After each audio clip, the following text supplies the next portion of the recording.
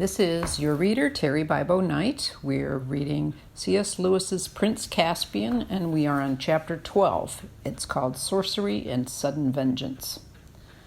Meanwhile, Trumpkin and the two boys arrived at the dark little stone archway which led into the inside of the mound, and two sentinel badgers, the white patches on their cheeks were all Edmund could see of them, leaped up with bared teeth and asked them in snarling voices, "Who goes there?" "Trumpkin," said the dwarf, "bring the High King of Narnia out of the far past." The badgers nosed at the boys' hands. "At last," they said, "at last." "Give us a light, friends," said Trumpkin. The badgers found a torch just inside the arch, and Peter lit it and handed it to Trumpkin. "The DLF had better lead," he said. "We don't know our way about this place." Trumpkin took the torch and went ahead into the dark tunnel. It was a cold, black, musty place, with an occasional bat fluttering in the torchlight and plenty of cobwebs. The boys, who had been in the open air ever since that morning at the railway station, felt as if they were going into a trap or a prison. "I say, Peter," whispered Edmund, "look at those carvings on the walls. Don't they look old? And yet we're older than that. When we were last here, they hadn't been made." "Yes," said Peter, "that makes one think." The dwarf went on ahead, and then turned to the right, and then to the left, and then down some steps, and then to the left again. Then at last they saw a light ahead, light from under a door. And now, for the first time, they heard voices, for they had come to the door of the central chamber. The voices inside were angry ones. Someone was talking so loudly that the approach of the boys and the dwarf had not been heard. "Don't like the sound of that," whispered Trumpkin to Peter. "Let's listen for a moment." All three stood perfectly still on the outside of the door. "You know well enough," said a voice. "As the king," whispered Trumpkin, "why the horn was not blown at sunrise that morning. Have you forgotten that Miraz fell upon us almost before Trumpkin had gone, and we were fighting for our lives for the space of 3 hours and more? I blew it when first I had a breathing space." "I'm not likely to forget it," came the angry voice, "when my dwarfs bore the brunt of the attack and 1 in 5 of them fell." "That's Knickerbrick," whispered Trumpkin. "For shame, dwarf," came a thick voice. "Truffle hunters," said Trumpkin. "We all did as much as the dwarfs, and none more than the king." "Tell that tale your own way, for all I care," answered Knickerbrick. "But whether it was that the horn was blown too late, or whether there was no magic in it, no help has come. You great clerk, you master magician, you know-all, are you still asking us to hang our hopes on Aslan and King Peter and all the rest of it?" "I must confess, I cannot deny it, that I am deeply disappointed in the results of the operation," came the answer. "That'll be Master Cornelius," said Trumpkin. "To speak plainly," said Knickerbrick, "your wallet's empty, your eggs addled, your fish uncaught, your promises broken. Stand aside, then, and let others work. And that is why—" "The help will come," said Truffle Hunter. "I stand by Aslan. Have patience, like us beasts. The help will come. It may be even now at the door." "Pah!" snarled Knickerbrick. "You badgers would have us wait till the sky falls and we can all catch larks. I tell you we can't wait. Food is running short. We lose more than we can afford at every encounter. Our followers are slipping away." "And why?" asked Truffle Hunter. "I'll tell you why. Because it is noised among them that we have called on the kings of old, and the kings of old have not answered. The last words Trumpkin spoke before he went, and went most likely to his death, were, 'If you must blow the horn, do not let the enemy know why you blow it or what you hope from it.' But that same evening everyone seemed to know. You'd better have shoved your gray snout in a hornet's nest, Badger, than suggest I'm the blab," said Knickerbrick. "Take it back, or—" "Stop it, both of you," said King Caspian. "I want to know what it is that Knickerbrick keeps on hinting we should do. But before that, I want to know who those two strangers are whom he has brought into our council, and who stand there with their ears open and their mouths shut." "They are friends of mine," said Knickerbrick. "And what better right have you to be here than that you are a friend of Trumpkin's and the Badgers? And what right has that old dotard in the black gown to be here except that he is your friend? Why am I to be the only one who can't bring in his friends?" "His Majesty is the king to whom you have sworn allegiance," said Truffle Hunter sternly. Court manners," sneered Knickerbrick. "In this hole we may talk plainly. You know, and he knows, that this Telmarine boy will be king of nowhere and nobody in a week, unless we can help him out of the trap in which he sits." "Perhaps," said Cornelius, "your new friends would like to speak for themselves. You there, Who and what are you?" "Worshipful Master Doctor," came a thin, whining voice. "So please you, I am only a poor old woman, I am, and very obliged to his worshipful dwarfship for friendship, I'm sure. His Majesty, bless his handsome face, has no need to be afraid of the old woman that's nearly doubled up with the rheumatics and hasn't 2 sticks to put under her kettle. I have some poor little skill, not like yours, Master Doctor, of course, in small spells and cantrips that I'd be glad to use against our enemies if it was agreeable to all concerned. For I hate 'em. Oh, yes, no one hates better than me." "That is all most interesting and satisfactory," said Master Cornelius. "I think I now know what you are, madam. Perhaps your other friend, Knickerbrick, would give some account of himself." A dull gray voice at which Peter's flesh crept replied, "I'm hunger. I'm thirst. Where I bite, I hold till I die, and even after death they must cut out my mouthful from my enemy's body and bury it with me. I can fast 100 years and not die. I can lie 100 nights on the ice and not freeze. I can drink a river of blood and not burst. Show me your enemies." "And it is the presence of these 2 that you wish to disclose your plan?" said Caspian.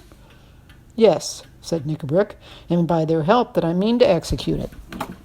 There was a minute or 2 during which Trumpkin and the boys could hear Caspian and his 2 friends speaking in low voices, but could not make out what they were saying. Then Caspian spoke aloud. "Well, Knickerbrick," he said, "we will hear your plan." There was a pause so long that the boys began to wonder if Knickerbrick were ever going to begin. When he did, it was in a lower voice, as if he himself did not much like what he was saying. "All said and done," he muttered, "none of us knows the truth about the ancient days in Narnia. Trumpkin believed none of the stories. I was ready to put them to the trial. We tried first the horn, and it has failed. If there ever was a High King Peter and a Queen Susan, and a King Edmund and a Queen Lucy, then either they have not heard us, or they cannot come, or they are our enemies." "Or they are on the way," put in Truffle Hunter. "You can go on saying that till Miraz has fed us all to the dogs. As I was saying, we've tried one link in the chain of old legends, and it has done us no good. Well, when your sword breaks, you draw your dagger. The stories tell of other powers beside the ancient kings and queens. How if we could call them up?" "If you mean Aslan," said Truffle Hunter, "it's all one, calling on him and on the kings. They were his servants. If he will not send them, but I make no doubt he will, is he more likely to come himself?" "No, you're right there," said Knickerbrick. "Aslan and the kings go together. Either Aslan is dead, or he is not on our side, or else something stronger than himself keeps him back. And if he did come, how do we know he'd be our friend? He was not always a good friend to the dwarfs, by all that's told. Not even to all beasts. Ask the wolves. And anyway, he was in Narnia only once that I ever heard of, and he didn't stay long. You may drop Aslan out of the reckoning. I was thinking of someone else." There was no answer, and for a few minutes it was so still that Edmund could hear the wheezy and snuffling breath of the badger. "Whom do you mean?" said Caspian at last. "I mean a power so much greater than Aslan's that it held Narnia spellbound for years and years, if the stories are true." "The White Witch!" cried 3 voices all at once, and from the noise Peter guessed that 3 people had leaped to their feet. "Yes," said Knickerbrick very slowly and distinctly, "I mean the witch. Sit down again. Don't all take fright at a name as if you were children. We want power, and we want a power that will be on our side. As for power, do not the stories say that the witch defeated Aslan and bound him and killed him on that very stone which is over there just beyond the light?" "But they also say he came to life again," said the badger sharply. "Yes, they say," answered Knickerbrick, "but you'll notice that we hear precious little about anything he did afterwards. He just fades out of the story. How do you explain that if he really came to life? Isn't it much more likely that he didn't, and that the stories say nothing more about him because there was nothing more to say?" "He established the kings and queens," said Caspian. "A king who has just won a great battle can usually establish himself without the help of a performing lion," said Knickerbrick. There was a fierce growl, probably from Truffle Hunter. "And anyway," Knickerbrick continued, "what came of the kings in their reign? They faded too. But it's very different with the witch. They say she ruled for 100 years. 100 years of winter. There's power, if you like. There's something practical. But heaven and earth, said the king, haven't we always been told that she was the worst enemy of all? Wasn't she a tyrant 10 times worse than Miraz? Perhaps, said Knickerbrick in a cold voice. Perhaps she was for you humans, if there were any of you in those days. Perhaps she was for some of the beasts. She stamped out the beavers, I dare say. At least there are none of them in Narnia now. But she got on all right with us dwarfs. I'm a dwarf, and I stand by my own people. We're not afraid of the witch. But you've joined with us, said Truffle Hunter. Yes, and a lot of good it has done my people so far, snapped Knickerbrick. Who's sent on all the dangerous raids? The dwarfs. Who goes short when the rations fail? The dwarfs. Who... Lies. All lies, said the badger. And so, said Knickerbrick, whose voice now rose to a scream, if you can't help my people, I'll go to someone who can. Is this open treason, dwarf? Asked the king. Put that sword back in its sheath, Caspian, said Knickerbrick. Murder at council, eh? Is that your game? Don't be fool enough to try it. Do you think I'm afraid of you? There's 3 on my side and 3 on yours. Come on, then, snarled Truffle Hunter, but he was immediately interrupted. Stop, said Master Cornelius. You go on too fast. The witch is dead. All the stories agree on that. What does Knickerbrick mean by calling on the witch?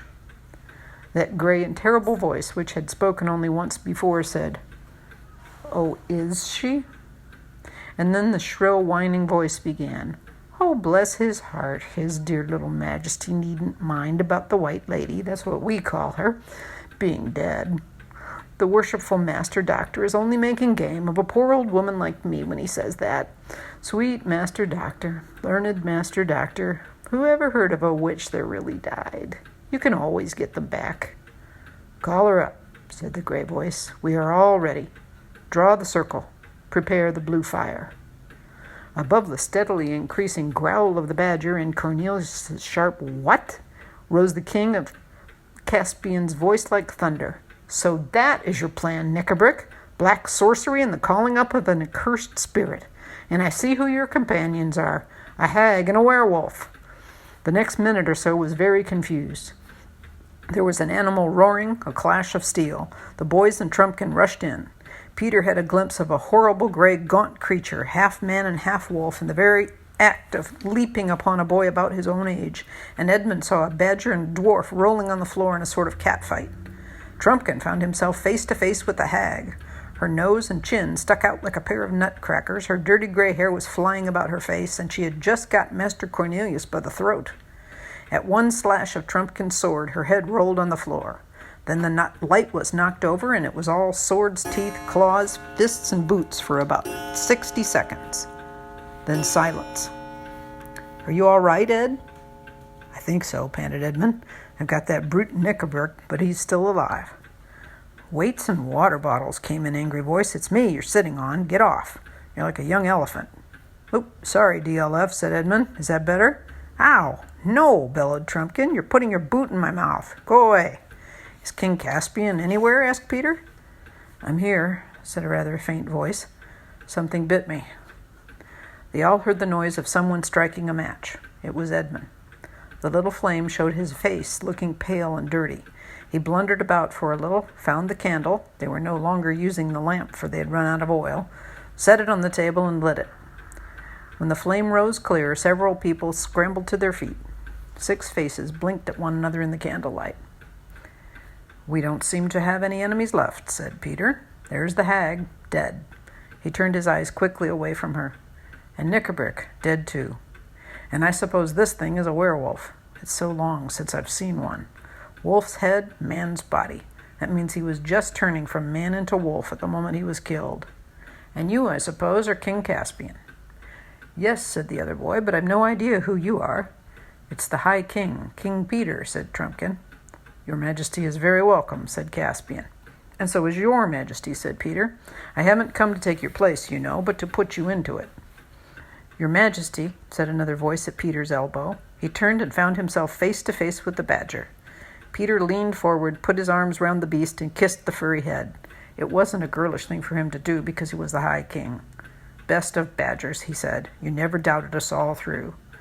"No credit to me, your majesty," said Trufflehunter. "I'm a beast, and we don't change. I'm a badger, what's more, and we hold on." "I am sorry for Knickerbrick," said Caspian, though he hated me from the first moment he saw me. He had gone sour inside from long suffering and hating. If we had won quickly, he might have become a good dwarf in the days of peace. I don't know which of us killed him. I'm glad of that. "You're bleeding," said Peter. "Yes." "I'm bitten," said Caspian. "It was that wolf thing." Cleaning and bandaging the wound took a little time, and when it was done, Trumpkin said, "Now, before everything else, we want some breakfast." "But not here," said Peter. "No," said Caspian with a shudder, "and we must send someone to take away the bodies." "Let the vermin be flung into a pit," said Peter, "but the dwarf we will give to his people to be buried in their own fashion." They breakfasted at last in another of the dark cellars of Aslan's How. It was not such a breakfast as they would have chosen, for Caspian and Cornelius were thinking of venison pastries, and Edmund and Peter of buttered eggs and hot coffee. But what everyone got was a little bit of cold bear meat out of the boys' pockets, a lump of hard cheese, an onion, and a mug of water. But from the way they fell to, anybody would have supposed it was delicious. This is Terry Bibo Knight. I'm reading C.S. Lewis's Prince Caspian for you.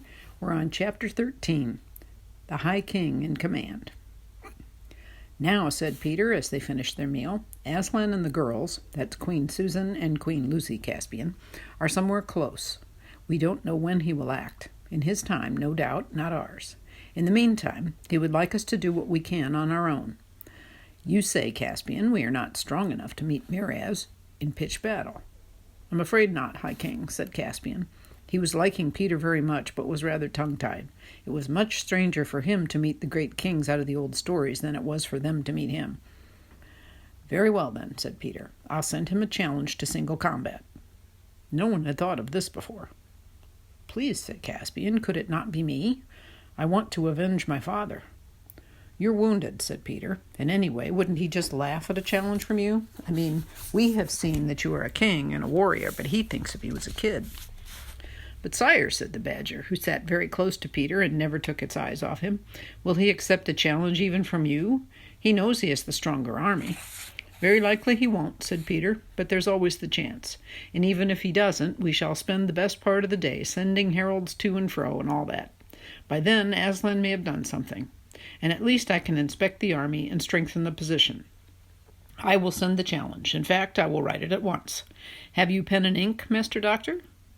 "A scholar is never without them, your majesty," answered Dr. Cornelius. "Very well, I will dictate," said Peter. And while the doctor spread out a parchment and opened his inkhorn and sharpened his pen, Peter leant back with half-closed eyes and recalled to his mind the language in which he had written such things long ago in Narnia's golden age. "Right," he said at last. "And now, if you are ready, Doctor?" Dr. Cornelius dipped his pen and waited. Peter dictated as follows. "Peter, by the gift of Aslan, by election, by prescription, and by conquest, High King over all kings in Narnia, Emperor of the Lone Islands and Lord of Cair Paravel, Knight of the most noble order of the Lion, to Sir Miraz, son of Caspian the Eighth, sometime Lord Protector of Narnia, and now styling himself King of Narnia, greeting." Have you got that? "Narnia, comma, greeting," muttered the doctor. "Yes, sire." "Then begin a new paragraph," said Peter.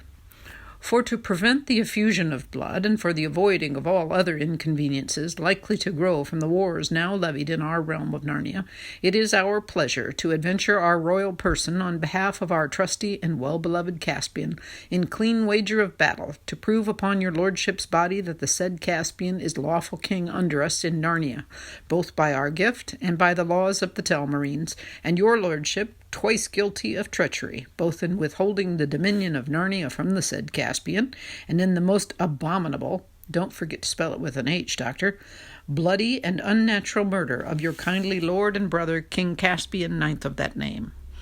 Wherefore, we most heartily provoke, challenge, and defy your lordship to the said combat and monomachy, and have sent these letters by the hand of our well-beloved and royal brother Edmund, sometime king under us in Narnia, Duke of Lantern Waste and Count of the Western March, Knight of the Noble Order of the Table, to whom we have given full power of determining with your lordship all the conditions of the said battle.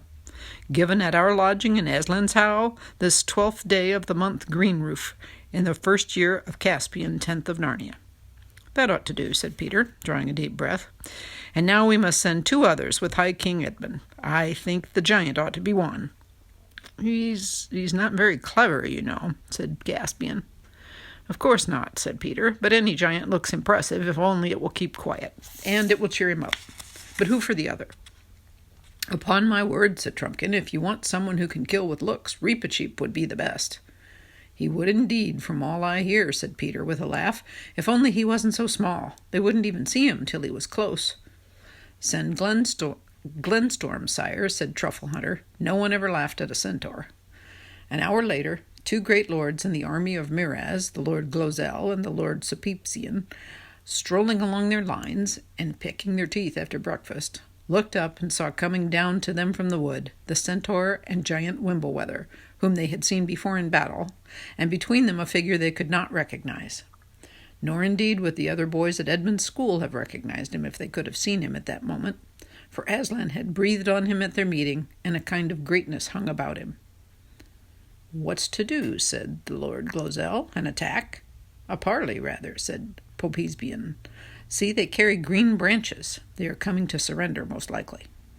"He that is walking between the centaur and the giant has no look of surrender in his face," said Glozell. "Who can he be? It is not the boy Caspian." "No, indeed," said Supipsian. "This is a fell warrior, I grant you, wherever the rebels have got him from. He is, in your lordship's private ear, a kinglier man than ever Miraz was. And what mail he wears! None of our smiths can make the like." "I'll wager my dappled palmley he brings a challenge, not a surrender," said Glozell. "How then?" said Supipsian. "We hold the enemy in our fist here. Miraz would never be so harebrained as to throw away his advantage on a combat." "He might be brought to it," said Glozell in a much lower voice. "Softly," said Supipsian. "Step a little aside here, out of earshot of those sentries. Now, have I taken your lordship's meaning aright?" "If the king undertook wager of battle," whispered Glozell, "why, either he would kill or be killed." "So," said Supipsian, nodding his head. "And if he killed, we should have won this war." "Certainly. And if not?" "Why, if not, we should be as able to win it without the king's grace as with him, for I need not tell your lordship that Miraz is no very great captain, and after that we should be both victorious and kingless." "And it is your meaning, my lord, that you and I could hold this land quite as conveniently without a lord as with one?" Glozell's face grew ugly. "Not forgetting," said he, "that it was we who first put him on the throne, and in all the years that he has enjoyed it, what fruits have come our way? What gratitude has he shown us?" "Say no more," answered Supipsian. "But look, here comes one to fetch us to the king's tent."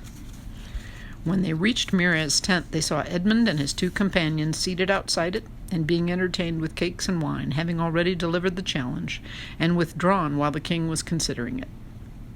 When they saw them thus at close quarters, the 2 Telmarine lords thought all 3 of them very alarming. Inside they found Miraz, unarmed and finishing his breakfast. His face was flushed, and there was a scowl on his brow. "There," he growled, flinging the parchment across the table to them. "See what a pack of nursery tales our jackanapes of a nephew has sent us." "By your leave, sire," said Glozell, "if the young warrior whom we have just seen outside is the King Edmund mentioned in the writing, then I would not call him a nursery tale, but a very dangerous knight." "King Edmund, pah," said Miraz. "Does your lordship believe those old wives' fables about Peter and Edmund and the rest?" "I believe my eyes, your majesty," said Glozell. "Well, this is to no purpose," said Miraz. "But as touching the challenges, I suppose there's only one opinion between us." "I suppose so, indeed, sire," said Glozell. "And what is that?" answered the king. "Most infallibly to refuse it," said Glozell. "For though I have never been called a coward, I must plainly say that to meet that young man in battle is more than my heart would serve me for. And if, as is likely, his brother the High King is more dangerous than he, why, on your life, my Lord King, have nothing to do with him." "Plague on you," cried Miraz. "It was not that sort of counsel I wanted. Do you think I am asking you if I should be afraid to meet this Peter, if there is such a man? Do you think I fear him? I wanted your counsel on the policy of the matter, whether we, having the advantage, should hazard it on a wager of battle. To which I can only answer, your majesty, said Glozell, that for all the reasons the challenge should be refused. There is death in the strange knight's face. There you are again, said Miraz, now thoroughly angry. Are you trying to make it appear that I am as great a coward as your lordship? Your majesty may say your pleasure, said Glozell sulkily. You talk like an old woman, Glozell, said the king. What say you, my lord Caspian? Do not touch it, sire, was the reply, and what your majesty says of the policy of the thing comes in very happily. It gives your majesty excellent grounds for a refusal, without any cause for questioning your majesty's honor or courage. Great heaven, exclaimed Miraz, jumping to his feet. Are you also bewitched today? Do you think I am looking for grounds to refuse it? You might as well call me coward to my face. The conversation was going exactly as the two lords wished, so they said nothing. I see what it is, said Miraz, after staring at them as if his eyes would start out of his head. You are as lily-livered as hares yourselves, and have the effrontery to imagine my heart after the likeness of yours. Grounds for refusal, indeed. Excuses for not fighting. Are you soldiers? Are you telmarines? Are you men? And if I do refuse it, as all good reasons of captaincy and martial policy urge me to do, you will think, and teach others to think, I was afraid. Is it not so? No man of your majesty's age, said Glozell, would be called coward by any wise soldier for refusing combat with a great warrior in the flower of his youth. So, I'm to be a dotard with one foot in the grave as well as a dastard, roared Miraz. I'll tell you what it is, my lords. With your womanish counsels, ever shying from the true point, which is one of policy, you have done the very opposite of your intent. I had meant to refuse it, but I'll accept it.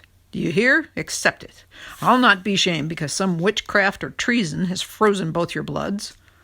We beseech your majesty, said Glozell, but Miraz had flung out of the tent, and they could hear him bawling out his acceptance to Edmund. The two lords looked at one another and chuckled quietly. I knew he'd do it if he were properly chafed, said Glozell, but I'll not forget he called me coward. It shall be paid for. There was a great stirring at Aslan's house when the news came back and was communicated to the various creatures. Edmund, with one of Miraz's captains, had already marked out the place for the combat, and ropes and stakes had been put round it. 2 telmarines were to stand at 2 of the corners and 1 in the middle of one side as marshals of the lists. 3 marshals for the other 2 corners and the other side were to be furnished by the High King.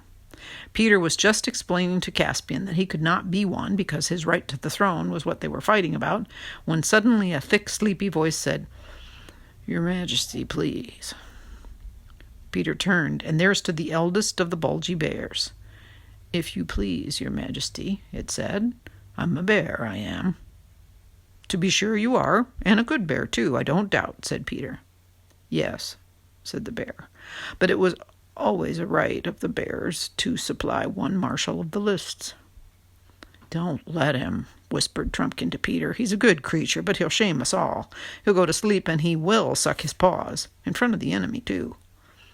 I can't help that, said Peter, because he's quite right. The bears had that privilege. I can't imagine how it has been remembered all these years when so many other things have been forgotten. Please, your majesty, said the bear.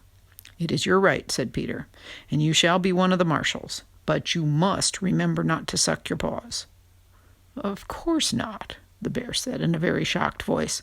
Why, you're doing it this minute, bellowed Trumpkin. The bear whipped its paw out of its mouth and pretended it hadn't heard. Sire, came a shrill voice from near the ground. Ah, Reepicheep, said Peter, after looking up and down and round as people usually did when addressed by the mouse. Sire, said Reepicheep, my life is ever at your command, but my honor is my own. Sire, I have among my people the only trumpeter in your majesty's army. I had thought, perhaps, we might have been sent with the challenge.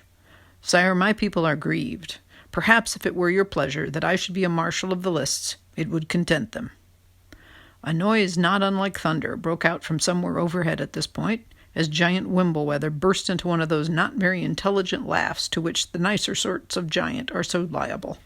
He checked himself at once and looked as grave as a turnip by the time Reepicheep discovered where the noise came from. I am afraid it would not do, said Peter very gravely. Some humans are afraid of mice. I had observed it, sire, said Reepicheep, and it would not be quite fair to Miraz, Peter continued, to have in sight anything that might abate the edge of his courage. Your Majesty is the mirror of honor, said the mouse with one of its admirable bows, and on this matter we have but a single mind. I thought I heard someone laughing just now. If anyone present wishes to make me the subject of his wit, I am very much at his service, with my sword, whenever he has leisure. An awful silence followed this remark, which was broken by Peter saying, Giant Wimbleweather and the bear and the centaur Glenstorm shall be our marshals. The combat will be at 2 hours after noon. Dinner at noon, precisely.